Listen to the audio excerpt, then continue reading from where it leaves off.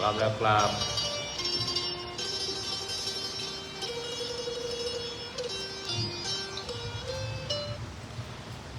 โยโสภะคะวะอะระหังสัมมาสัมพุทโธสวากขาโตเยนะภะคะวะตาธัมโมสุปฏิปันโนยัสสะภะคะวะโตสาวกสังโฆธัมมายังภะคะวันตังสัทธัมมังสังฆังอิเมหิสการเรยะตารังอโรปิเดยะภิปุชยังสาธุโลมันเตวะวาสุจิราปรินิพุทโธปิปัสฉิมาจนตานุกัมมมานัสสะอิเมสการเรตุตามนากรปุเรปริกานันตุอามาคัมภีกรตมิตายาสุขายาอรหังสัมมาสัมพุทโธภะคะวะอุดังภวันตังอภิวาเทมิสวากขาโตภะคะวะตานะโมธัมมังนัมมัสสามิสุปฏิปันโนภะคะวะโตสาวกสังโฆสังฆังนะมามิอันธรรมยังพุทธัสสะภะคะวะโตปุปปะกะมังรันเจวะพุทธานุสตินยัญจาคะโนมาเสนะโมตัสสะภะคะวะโตอะระหะโตสัมมาสัมพุทธัสสะนะโมตัสสะภะคะวะโตอะระหะโตตัสสะวะโตอะระหะโตสัมมาสัมพุทธัสสะตังโอปันนังปังกังวันตังเอวังกลายันโนกิติสันโตอัมปุกะโตเอติปิโสปังกังวะอะระหังสัมมาสัมพุทโธวิชาสัมปันโนสุขโตโลกเวนโตอนุตตโรปุริสัมติสัทธาเทวมนุสสานังบุญโตบังกังวันติหันธรรมยังพุทธวิติงโรมาเสพุทธวาระหันตวันตาติคุณนาปิยุตโตยะกรุณาหิสัมมาคัตโตโพเทสิโยชุจานาตังกามะลังวาสุโรวันธามสิราสาสิเลนดาปานินังสารนังเขมามุตตะมังปัตตมานุสันติฐานังตังเสเรนะหังพุทธัสสะหัสสะมิตัสโสวะพุทโธเมสะเมเกสะโรพุทโธขันตัจจาวิตันตัจจาอิตัสสะเมพุทธัสสะหังนิยาเทมิรันเชเวนตันจินังวันทันตุหันจาริสามิพุทธเสวะสุโพธิตังนัตถิเมพุนโดเมสารานังวารังเอตินามวัตไตยังสัตถุสาสเนหุทังเมวันธามาเนนายังบุญยังปัสสุตังอินทาสัพเพปิยาเมมะหิสุงตัสสะติหัสสะกันเยนาวันจะยังวันจิตัสสะวะพุทเตกุกัมมังภะกะตังมะยายังพุทโตปันติกันนะโตอัจจะยันตัง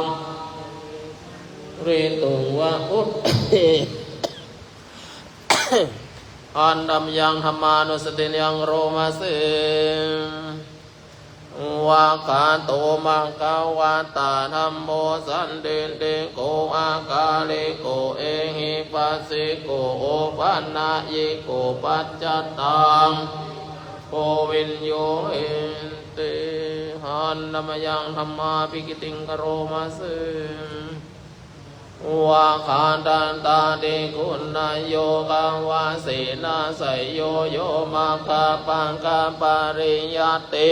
โมกะเปโตธัมโมกุโรกะปะตานาตถาทาเรทาเรวันธามหังตมหารังมะเมต รานังเขมามุนตามันติยานุสาติฐานังวันทามิตังสิเรนะหังมัสสหัสสะเมตังสุวาธัมโมเมสาเมเกสาโรธัมโมตุกัสสะกะตะจายอิดัสสะเมธัมมัสสะหังนิยะเดมิสาริรันจิวิตันจิทังวันทันตุหังเสวะสุธรรมะตังนัตถิเมสารนังอัญญธัมโมเมรังเอเตนะสัญจาวะเชนะวัตยังสันตุสัสสันเนนัมมังเมเนนายังอุญญังปัสสุตังอินทาสะเปปิอันตรายะจะสังกายเยนะวาจายะวาจิตัสสะวาธัมเมกุกัมมังปังกตามายายังธัมโมอาตุอาจายันตังการันตเรตุงวะธัมเมอันธรรมยังสังฆานุสติยังโรมาเสปันโนมังหาวะโตสาวกสังโฆอุชุปานิปันโนมังหาวะโตสาวกสังโฆญาญาเดปันโนมังหาวะโตสาวกสังโฆสามิจิปันเดปันโนวะโตสาวกสังโฆสังจันทาเลบุริสาโยภานิอาดาบุริสามุปาราเอสาภาวะโตสาวกสังโฆอาหุนายโยอาเคนายโยอัญจาริกรณีโยอนุตตรังเอตังภุกัสสันติอันธรรมังสังฆาภิกติงโรมาเสโอ้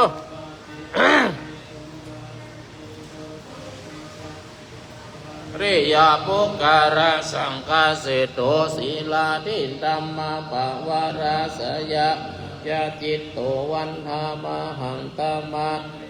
นาการนังสุสุตังสังโฆโยสัพพะปานินังสารนังเกมามุตตะมังโตสะเตตานังนิตังสิเลนะหังจามิตาโตวาสังโฆเมสังโฆโดคัสสะคาตาจาวิกัส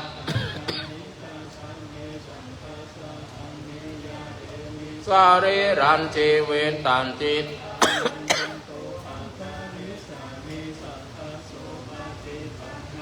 นัตติเมสาระนังอัญญังสังโฆเมสาระนังวารังวัจเจนะวัตตยังสัตตุสัสสันเดสังฆังเมบาสุตังเอตาสะเปปิอันตรายาเมมะเหสุงเตชะสังกายนาวาจายวัจจิตสาวาสังเกยายังสังโฆปาติกันหันตุจายันตังการันเรวาสังเก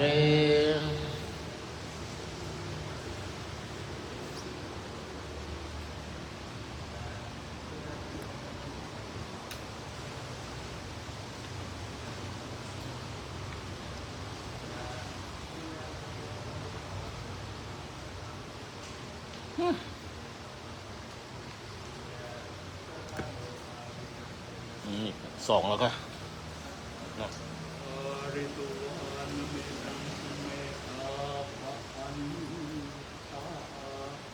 ร้อนมาก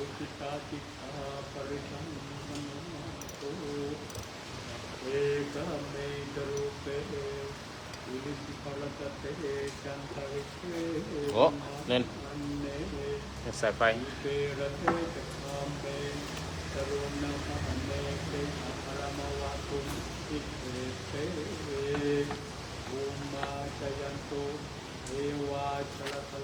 มีส่วนสองคำเนาะ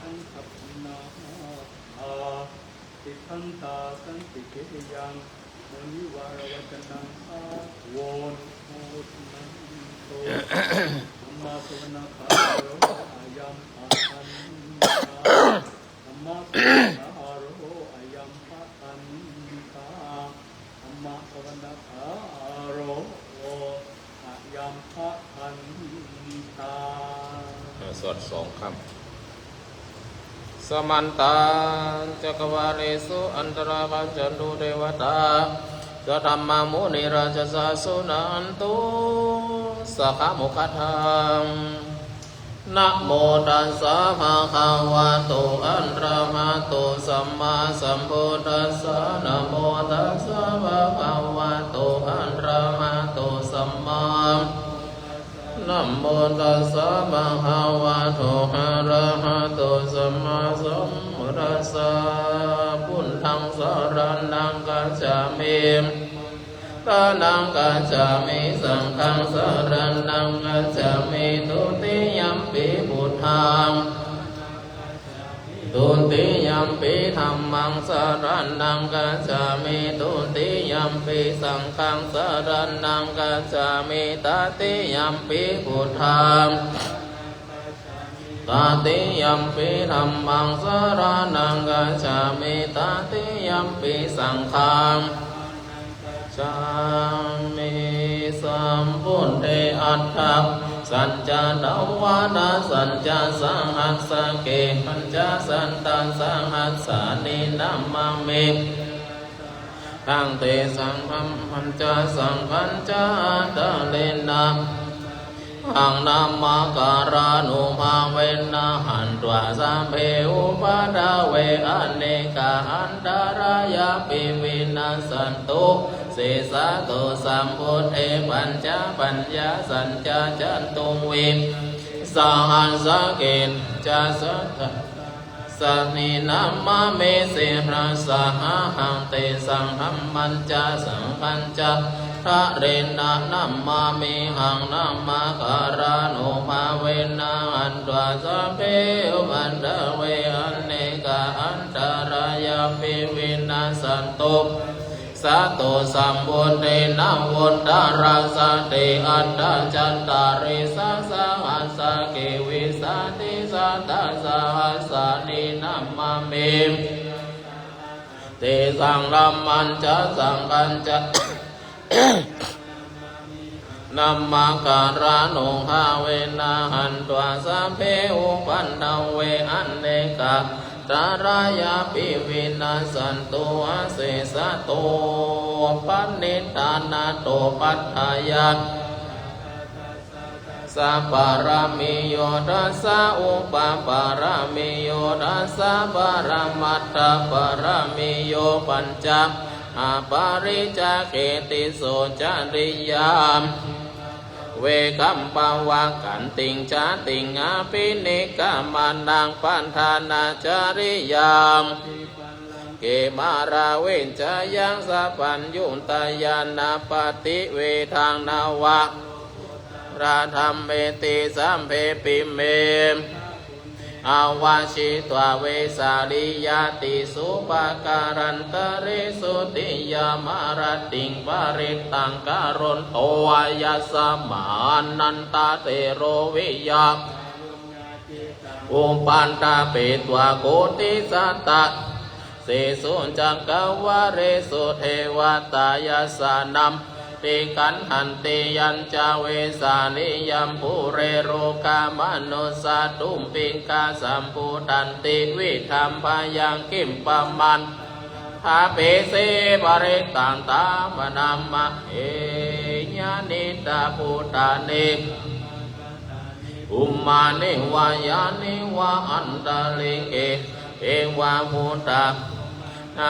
วันโตอาโตปิสังขัญจาสุนันโตภาสิตัง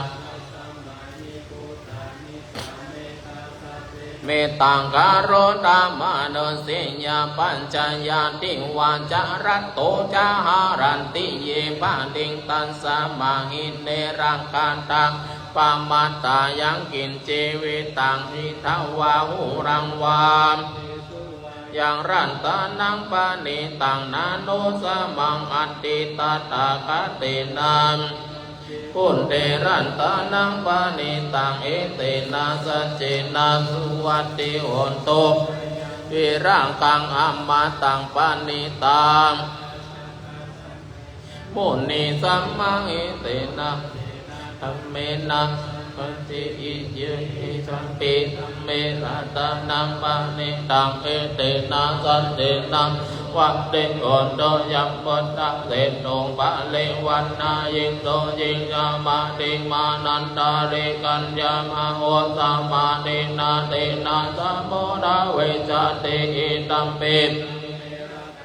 ปานิทังเอเตนะสันเจนะสุวัตถิโดเยปุงคาลาหันทัสสะทังปัสสัทธาตาเดโยภานิโหนติเตตังเกนายาสุขดัสสะสาวกาเอเตสุดินนานิมหัปลาเนอินตัมเปสังเกรันตานังปานิตังเอเตนะสัจเจนะสุวัตติโอนโตเยสุปโยตานาสาดัมเอนานิกามิโนโหตัมมาสะนัมมิเตปันเตปันตังอัมมาตังเวไขหารัตตาปุทานิปุติดัมเปเกลันดานังปะเนนังเฮเดนะสันเจนะวันเดหนโตยะหินตาเกโลบันดาเวเสโตเสยะโตเมวะเตเมอาสัมปะกัมปิโยตุปะมังรัปปุริสังวัดาเมโยอริยสัจจานิอังเวงยาปัสสะเดดัมเปสังเกนาโสวันเตโอนโตเยอริยสัจจานิยันติชัมพิราปุญญินดาสุนเตสินตานิกินจาปิเตโอนเตโวสัมปะมันตานาเตมาวังอันตามังมาติยันติอินดัมเปตานังบาเนตังเอเตนะสันเจนะโอนโตสังฆาวัสสะดัสสนะสัมปะทายาทายาชะจาหิตาภวันติสังขยาตินติวิจิกิจจิตัญจศีลัมปัตังวาปิยังอันติกินจิจตุหะปะเยหิจาวิปะโมตโตนังมาปะโปกาตุงเอธัมปิธัมเมระธานังปะเนตังเอเตนะวันเตโหนโตกินจาปิสุกัมมังการุติปะปะกังกะเยนาวาจายุตาจิตาสวะอัมปะโพยปฏิจจารยาอัมปะปะตาดิตัมปัตสาวุตาอิดัมเปสังเอระดานังปะเนตังเอเตนะวันที่หุนโตวันนาปะโมเปยาตาโบสิตาเขกิมหานามาสิทัตตามาสามิกิมเหตาถูปามังธรรมวารังเตสาเยอิรัมมังหิตายะหัมปิพุนเทรันตานังปะเนตังเอเตนะ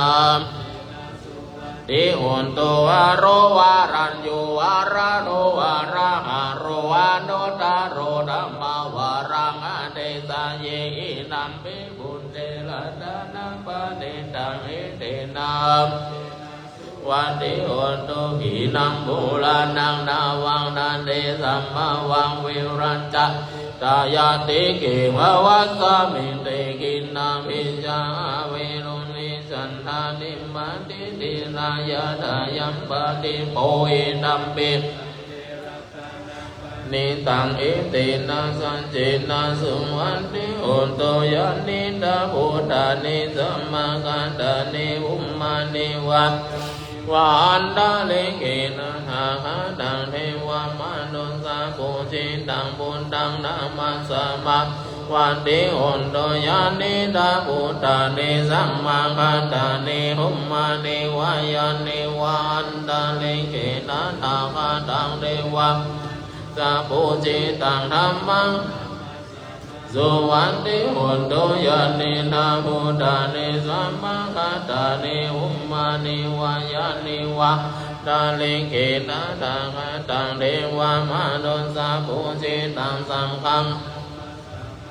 วันติโหนโตรันตานัสสุตังนิติตังรัตนัต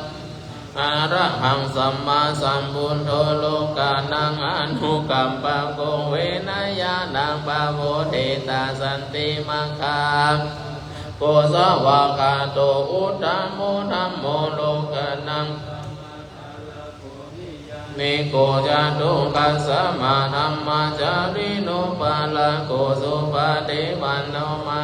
สังโฆโลกานังปุญญมังคโลไสลาตินติงิสังสุตโตสันติมังคาติโยจะกุอิจิตังรัตานังปิตัง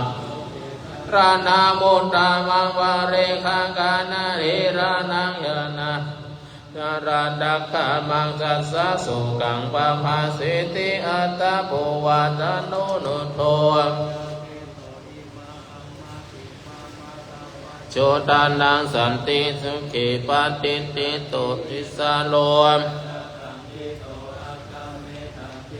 ตานังจัง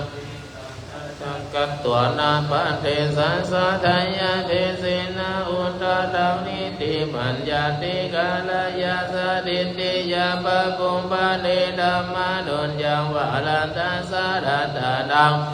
ทิตายากังเอวังสัสสะนาดุจยัยโตหังคัสสะตะนาสิตาลังปัสสิสานันติตังพุทธัสสะสะนัสสะวะสะสะนังเอวังลักษณุปะยินาติรัมติตันติสาสนังยาโนภาเวนะรัตนันตยติสัสสะทายาชาติวิโรจิตุสัพพะสัมปติสิทธิยาหิติปัปปุโตเวปุนังเวลุนิจุตาริสัตตะสีลาติตันตุโลกัสมิสัมมาสัมพุทธัสสะสะนังทัสสิตังรุลัสสัตตานังอาชะสังวาวิสุทธิยามโตติกายุรายานังธัมมาคันติโยวันนาวาภาระสัมปันโนนิรามโยจานิปโยม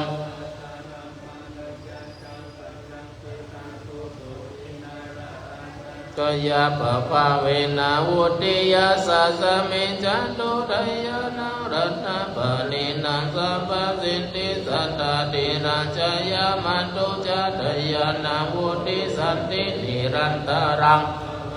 สังจวิโยโสตาโนทาเนนะสัมปทาติชญาสันนังกตาอุทาเจตวามาลังสวะอานันจตุสัจจังสังเยเปวิโสนาราสังหาตังหังการาโยเตนายากาสัมเมมานิติตาไมหังวัตตะเกเตมุนิสัมลาสิเสปติติโตไมหังอวิโรจันเนสังโฆปติติโตไมหังปุณณะกะโลวัตเยเมอันโนโรโตสาริบุตโตจันทังอินเนโกทันโยวามาเกตังกินเนสัมวันเนมัยหังอาสุงานันดาราโอลากัสสะโพจะมานาโมมาสุงวามาสุตังเกเกสันเตปินติปังกัสสะมิงกิโยวะปะปังคาโรนิสินโนสิริสัมปันโนโสเปโตมุนเนปุงกะโวกุมารากัสสะโพเดโร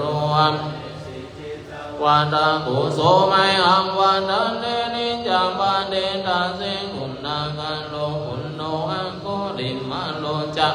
ปาลินันตสิวาลิเมปัญจมหาเดรานาราเดเดรากาปะมะเสสะสิติมหาเดราชินาวันตาชิโนราสะสะลันตาสิลันเตชินาอังคัมสันเตตารัตนาโพลาโตอาสิอินเทเมตตาสุนทรังอาชาคังปัญจโตอาสิเมอังโคลิมาลากังกันดาโมราภาเรรัญจาดานาเรยสุนทรังอาสิชาดานาอาสิสิสาภะการัสสันเดนาชินานังวรสังยุติธรรมปะกาวาสโตเมสัมมาสัมปุณณปัญชาเดวะตามิตาอิชาชาดาวะหิราชาลุปะดาวะสิสาวินายังยันโนอานัง สจินนะรามาจัมเมเวหารันตังมังอิตาเรสะดาบาเรโตมาตาเมเตมหาโพลิสาสะปะอิจิวันเตกันตุระโหสุระโหเวนะจิตุมันโนโมธัมมาโนภะเวนะจิตาเรสังโฆสังฆะภะเวนะจิตันตารโยจารามิธัมมังตุติชยาปัญจาราปันนาราสกานิติตาชมยามปัญจเวกิตวายังจีวารังยาวะเทวะสิตัสสะปฏิกาตายาอุณัสสะปฏิกาตายานัสสะมังคัสสะวะตตะปัสสิริสัมปัสสะนัมปฏิกาตายาหังวะเทวะริโกปินนังปฏิจจานะทังอาจามยาปัญจเวกิตวาปัตตุปาริมุตโตโสนิวัตวายานามัทายานามันตนายานาวิมุสนายายังวะเทวะกายสาริเตยายามานายาเวสุวานาเตยะรัมมจาริยานุภายาอิติปุรานัญจเวทนาปฏิหังกามินาวันจันปะเทสามิยังหาราจเมวะเวสานิยานาวัจจตาจมาสุอารจังติยัญจมยามปัญญเวกิตวาสนังปริปุตตังตังยวะเทวะสิตัสสะปฏิกาตายะอุณัสสะปฏิกาตายะปัสสิริสัมปัสสัมปัสสะนังปฏิกาตายะยวะเทวะสุปริสยาวิโนทานังปฏิสันลารามาตังชยามปัญญเวกิโตโยกินานาปัญจยาวิสัสสะปฏิกาภริโกโตโสยวะเทวะวายาปฏิกานาเวทนานังปฏิฆาตายามยาปัจจปะตายาติภูมานังเทวานังสัทธาสุตวะจตุมหาราชิกาเทวาสัตตมนุสาเวสุจตุมหาราชิกานังนังสันตังสุตตาวาติสาเอวาสัทธมนุสาเวสุนาวาติสานังเทวานังสัตตังสุตวะเทวาสัตตมนุสาเวสุยามานังเทวานังสัตตังสุตวะตุสิตาเทวาสัตตังตุสาเวสุตุสิตานังเทวานังสัตตังสุตวะนิมมันนารติเทวาสัตตมนุสาเวสุนารตินังเทวานังสัตตังสุตวะติมิตาวาสาวัตติเทวาสัตตมนุสาเวสุปารานิมิตาวาสาวัตติตังวานังสัตตังสุตวะพรหมกายิกาเทวาสัตตมนุสาเวสุเวตัมภวะตาภาลานาสิยังสิปันตาเนมิกาทะเยอนุตตะจักกังปวัตติตังอปเดวันติยังสัมมาเนนะวังอิเมนะวะมะเรนะวะพรหมุนะวะเกนะจิวารุกัสสะมินติอิติอาตินะตุเมนะเวนะนะเตปัญจีอายัญจะสัสสะหะสิทาตุสังกัมปิสัมปังกัมปิภะเวติอัปปะมะโนจะอุลโลภะโสโลเกปะตุระโหสิกัมเมวาวานุวาวังอัตตะโกวะกัมวะอุดานาอุดานิสิอัญญาสิวันตะโพ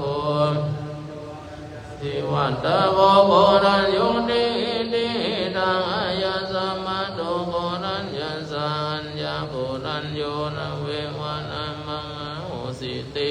มัจจังกัมปะวันตนะสุตตังปิตาทุกขปัตตานิทุกขายปัตตานิปยาสุขปัตตานิสุขาอุตโต ตาวาตาจามเอหิสัมปะทาปุญญาสัมปะทาสัมเพเทวะนุโมทันตุติสิทธิยาทานังทานันตุสัทธายาสีลังรักขันตุสัพพะทาภวันนาวิราตาหุนตุจตุเทวตาสัตตาปัตตาปัจเจกานันจะยังปารังอรหันตานันจะเดเจนารังขังวันนาวิสัพสุภวตุสัพพะมังคารังรักขันตุสัพพะเทวตาสัพพะพุทธาม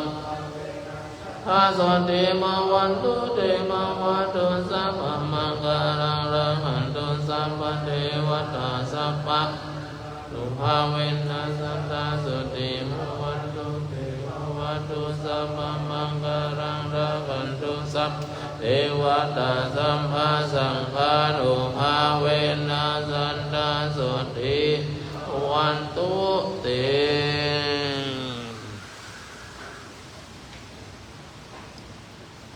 สวัสดี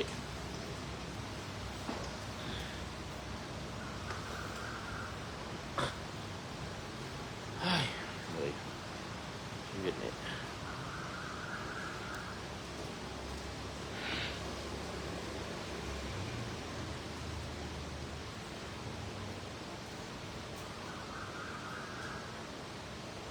สมาธิประมาณ5 นาที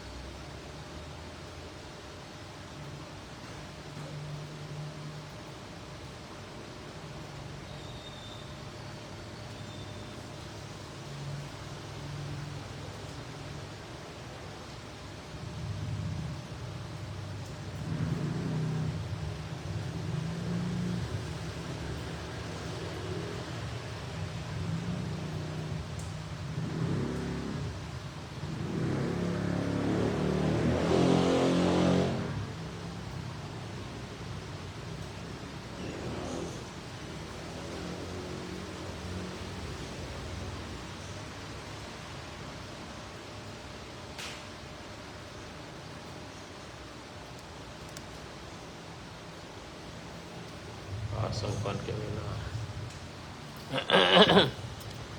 อันธรรมยังอุติสนาทิธานาคาทายโยพนามาเสยากรรมเมนาอุปาจายามุโนตารา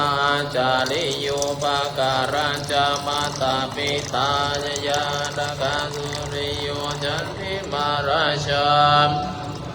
นาราปิจาพระมมาราชาอินทจาโลกะเทวตายาโมวิตามนุสัจจมัจจตาเวริกาปิจามกิหตโตปุญญานิปักกตานิเมสุขังจาเตเวนันเดนโตกิปังปะเปนะโวมะตังยะกัมเมนะหิมินาโอเจเสนัจจาปิปังเทวาทันโนปาทานาเจตนังเยสันตาเนมนิมบานาโตมัมมังนัสสันโตสัมปันดาเยวายันตาจาโตมะเวอุจุจิตาสติปัญญายามินามาราราวันโดโลกัสสังฆตุนจาเวริเยสุเมวุตอัมโมนาโตวารุตตัมโมนาโตปัญเจกะบุตโตจาสังโฆนาโตนาโรมามังเตสุตัมมามาโรกัสสังลาวันโตมาโอ้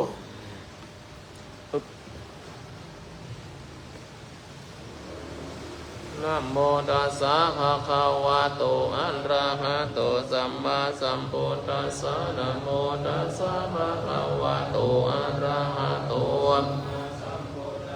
นะโมตัสสะภะคะวะโตอะระหะโตสัมมาสัมพุทธัสสะโอชนิยังมหาเจติยังสัทธานังบุญดัสสะสันเนมโนหะระสัมโมนานังโลกะโมลิติวิสุตังเอตัมปิสัสสะโทสัมมาหิโตนัมมามิหังอิมินามัมมะกะเรนะสุขิโตโววินิพโยติ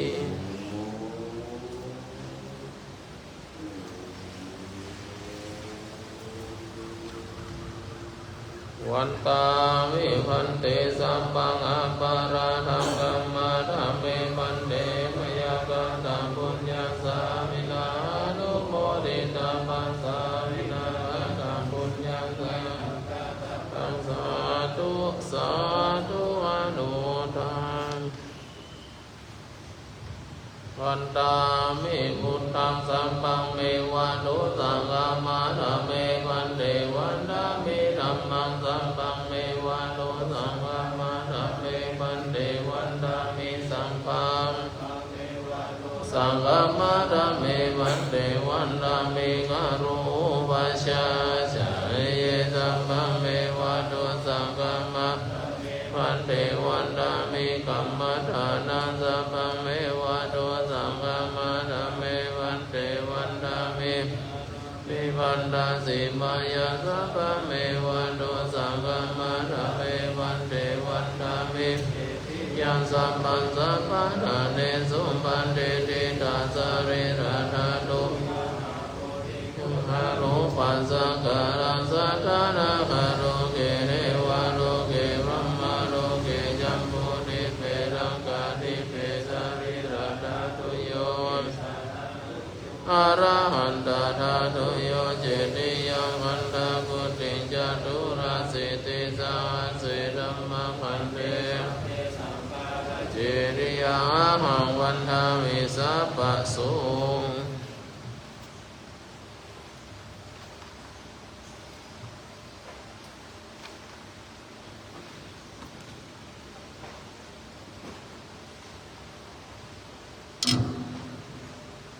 สุวรรณเจติยังเกสาวารามันตาลุงคังวารัญญังหันตุสุเทวานามาตังนาราเฮเวหิสัมภะปุจิตังปัตตาปัญญาวาสามิงเยวาจันทิมังปิ ตากัตตะเยสาสนานิยานิเกติโมกาปัตตมะวารังอปายานิวารานังอรังหังสังฆาสุปนังปะหาเปตัวปัตตาจิวารังยังยังชาตันสังฆมันเจปุชาสวหา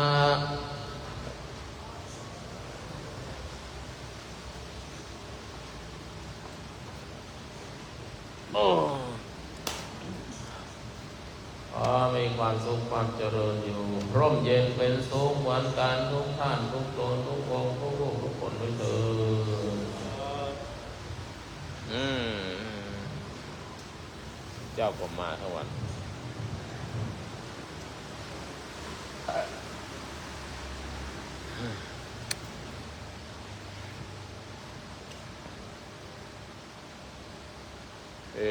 เอาใจดีฮะ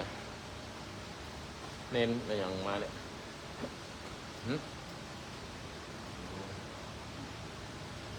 ฮะพระพงษ์อะฮะไปไหนตอนเช้าเขาว่าตอนเช้าตอนเย็นเน้นต้องทานนะเย็นเน้นไม่ติดอะไร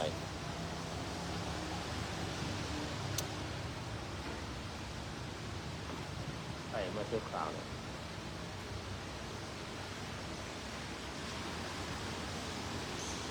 เงินก็มีนักเดือดจ่ายก็มีแหมนะครับ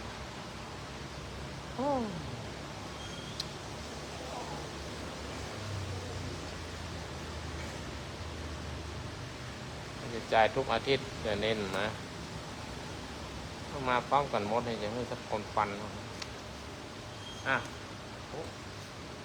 อาทิตย์ละเงินเหรอเรื่อย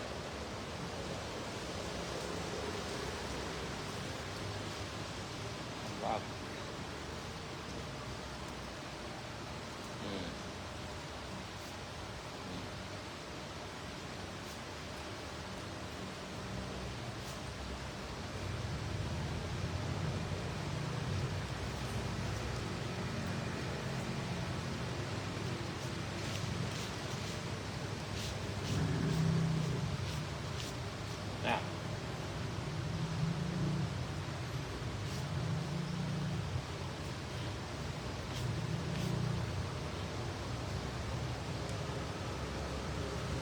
บ้านจ้ะ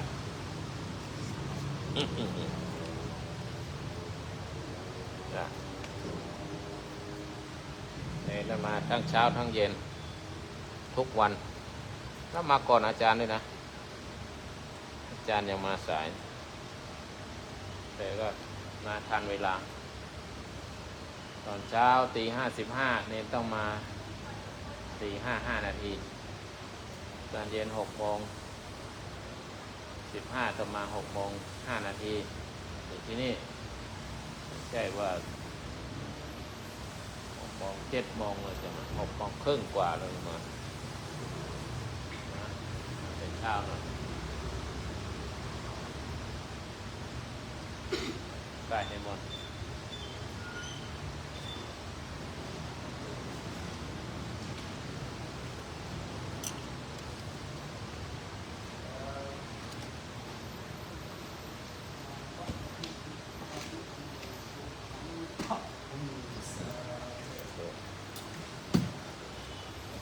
ไปหน้าเลยท่านไป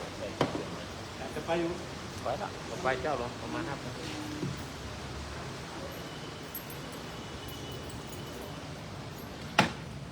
มี7 คนมากี่คนที่ไหน8 คน6 คน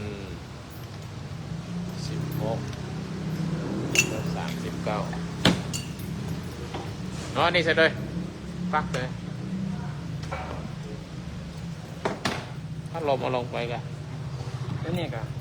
หายกันเอาลงไว้หลังถ้าคนอย่าง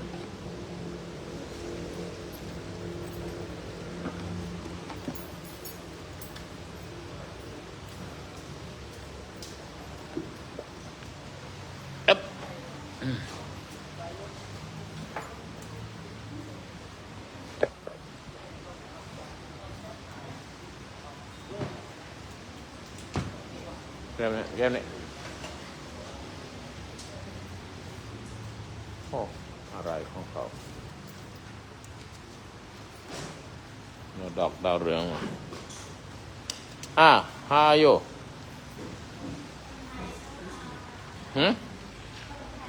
ลุงไทยชื่อกอบหรือเปล่า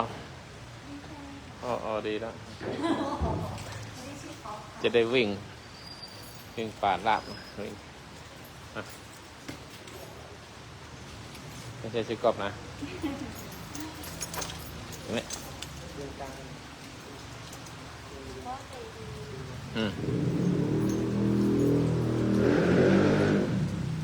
ต้องเล่นไหนของผมไม่ได้ไป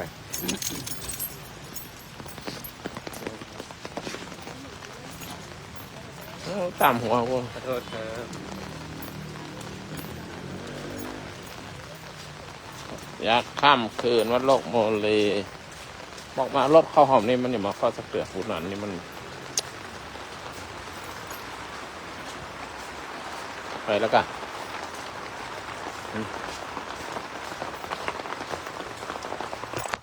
ฝนตกทั้งวันทั้งคืน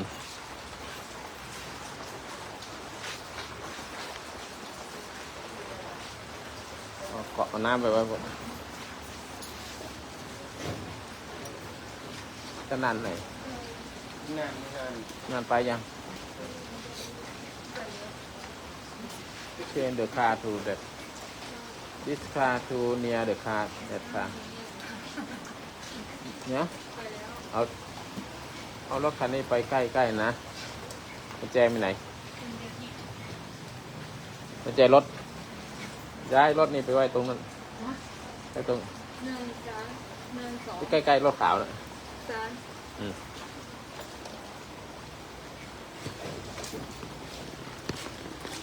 อะไร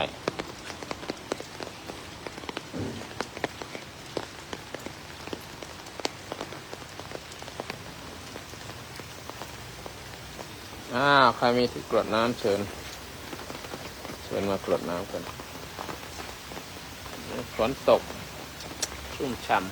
ำตกทั้งวันทั้งคืนอีกมินาปุญญกรรมไม่นะด้วยเดชบุญกุศลทั้งหลายที่ข้าเจ้าบำเพ็ญมาทุกภพทุกชาติทั้งอดีตชาติปัจจุบันชาติต้องสามารถปฏิบัติมุ่งมั่นในองค์8ส่วนทานศีลภาวนาศีลสมาธิปัญญาบุญเกียรติ3บุญ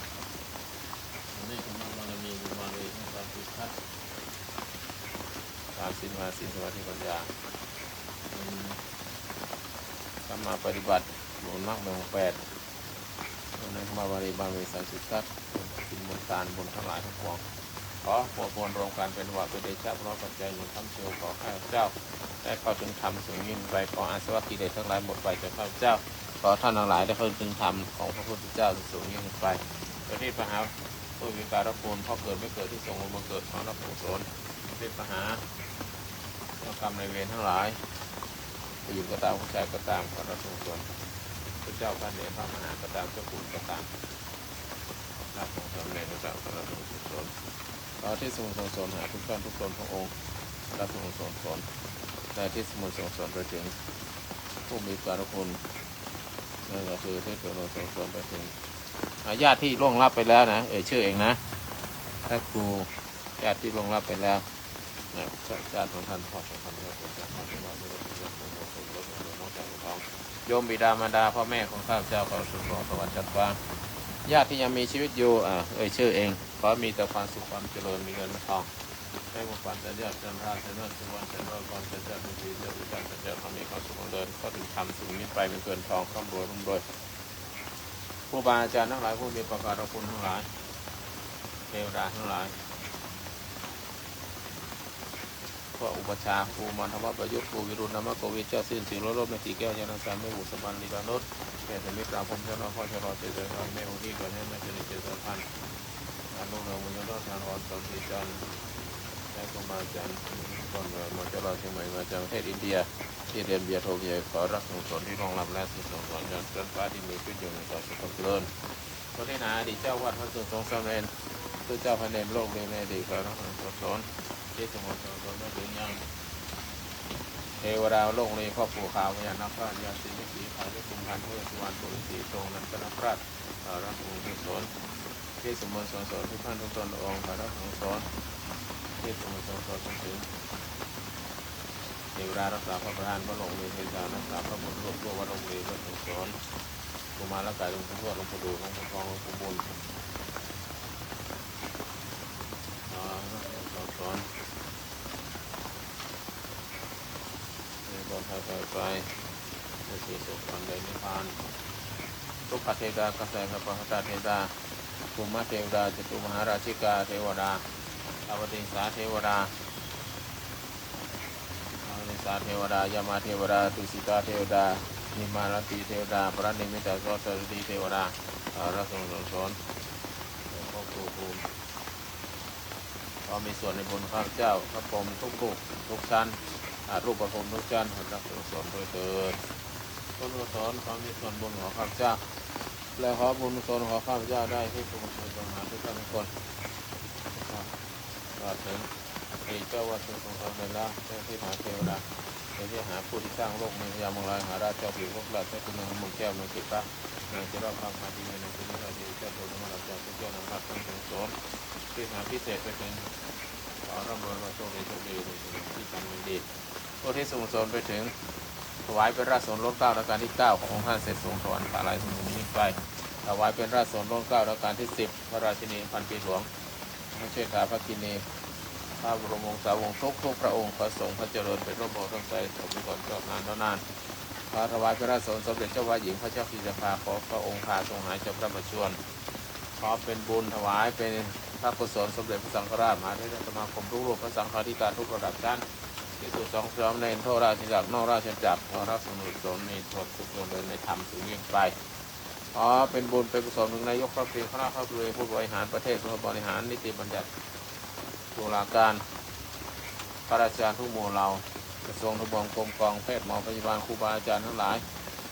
ตลอดจนถึงผู้มีประการรับคุณทั้งหลายรับส่งสอนครูบาอาจารย์ทั้งหลายเทวดาทั้งหลายรับส่งสอนบุญกุศลได้หายไปที่ส่งสอนไปถึงผู้มีประการรับคุณทั้งหลายรับส่งสอนรวมไปถึงพระราชบริพารของพระบาทสมเด็จเจ้าอยู่หัวตลอดถึงองค์คณะมนตรีคณะองค์คมนตรีคณะสสนักสวผู้นำไปค้านผู้มีจิตอาสาทุกท่านความมีแต่ความสุขความเจริญขอสรรพสัตว์ทั้งหลายในโลกนี้มีความสุขความเจริญขอมนุษย์ทั้งหลายในโลกนี้มีความสุขและมีสันติอย่าได้ก่อไปสงครามขอสันติภาพจงมาเกิดขึ้นในประเทศไทยในทั่วโลกท้ายที่สุดขอข้าพเจ้าและเพื่อนๆทุกคนที่อยู่ในห้องนี้จงมีแต่ความสุขความเจริญเข้าถึงธรรมสูงยิ่งขึ้นไปอายุวันโนสุขังพลัง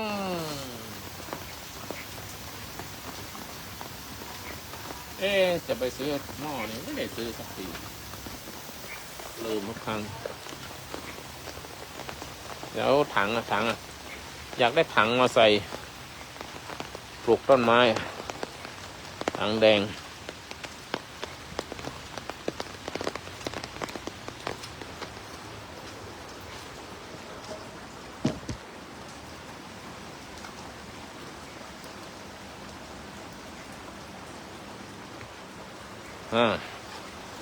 สาธุทางวัดเสร็จเรียบร้อยแล้วเจอกันใหม่พรุ่งนี้นะคนโอสวัสดีคนโอคนศักดิ์ทำมาเกินเน้นทอนเอิร์ดตาเสียงพอดีจะลงแล้วแต่ว่าคุยได้2-3 คำฝนตกนะอย่านี่วัดลงเราปิดเป้าค่ะเราปิดเป้าค่ะเอามาปิดว่าจะอีกสัก2 เหรียญครับกราบนมัสการพระอาจารย์นะครับผมคนสักอยู่ไหนเนี่ยครับผมอยู่กรุงเทพครับเหรอเดือนน้องโอ๋ก็แชร์มาให้ก็เลยได้เข้าร่วมเลยครับอาจารย์ขอบคุณมากเลยอาจารย์ทำวัดใช่ไหมฮะทำวัดเสร็จแล้วเดี๋ยวก็จะลงนะทุกวันก็ทำวัดตี6:15แล้วตอนเช้าตี5:15ถ้าวันไหนไม่ไปไหนก็6:00 7:00 8:00 9:00 10:00 11:00คุยธรรมะกัน ตอนเช้านะ ก็จะได้ตามพระอาจารย์ครับจะ ติดตามเลยตาม ด้วยกันครับอาจารย์ จ้าธรรมะข้างในมีเยอะนะ เข้าไปดูแชร์ไปหาใครก็ได้ ใช่ไหมครับ จ้า ได้ครับ โอเค ขอบคุณมากนะน้องโอ๋นะ สาธุค่ะ แต่เข้าไปดูธรรมะนะเดี๋ยว2 ทุ่มจะไปห้องคุณมณินทร์ถ้าไม่มีอะไรขัดข้องนะ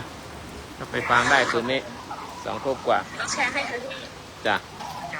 จ้า นะขอยุติการถ่ายทอดสดไว้เพียงเท่านี้นะขอความสุขความเจริญจะมีทุกท่านทุกคนร่มเย็นเป็นสุขสาธุ